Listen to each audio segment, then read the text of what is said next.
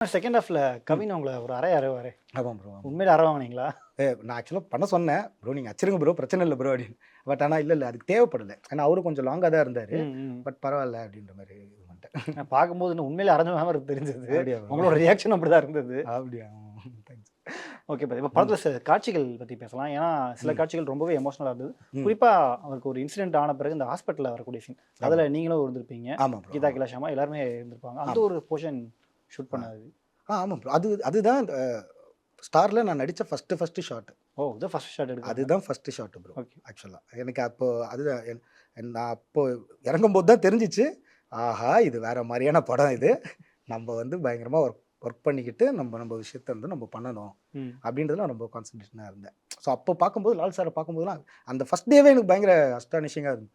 நான் அவர்லாம் நீங்கள் அந்த இன்டர்வல் பிளாக் பார்த்துருந்தீங்கன்னா தெரியும். சார்லாம் எல்லாமே அது ஒரு சிங்கிள் ஷாட் மாதிரி ட்ரீட் வேறு பண்ணியிருப்பாங்க.